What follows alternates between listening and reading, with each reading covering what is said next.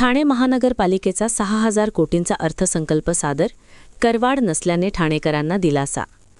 कोणत्याही स्वरूपाची करवाढ अथवा दरवाढ नसलेला ठाणे महापालिकेचा सन 2026-27चा 6,221 कोटी 12 लाख रुपयांचा अर्थसंकल्प महापालिका आयुक्त सौरभ राव यांनी सादर केला.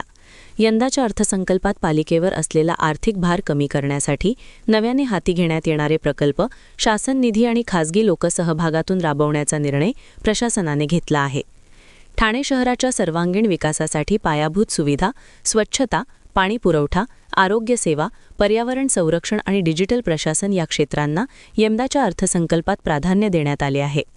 ठाणे महापालिका आयुक्त सौरभ राव यांनी महापौर शर्मिला पिंपोळकर यांना विशेष महासभेत अर्थसंकल्प सादर केला. सन 2026-27 या आर्थिक वर्षाचे अर्थसंकल्पीय अंदाजाचे आकारमान 6,221 कोटी 12 लाख इतके असून सन 2025-26चे मूळ अंदाजपत्रक 5,645 कोटींच्या तुलनेत 10.21% इतके जास्त आहे. यामध्ये महसुली उत्पन्न वाढवणे आणि खर्चाचे योग्य नियोजन यावर विशेष भर देण्यात आला आहे.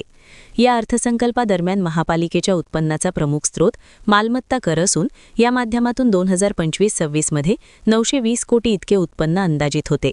ते डिसेंबर 2025 पर्यंत 536 कोटी 35 लाख इतके झाले आहे.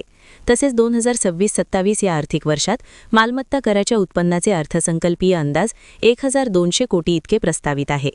विशेष महासभेत अर्थसंकल्प सादर करण्यात आला.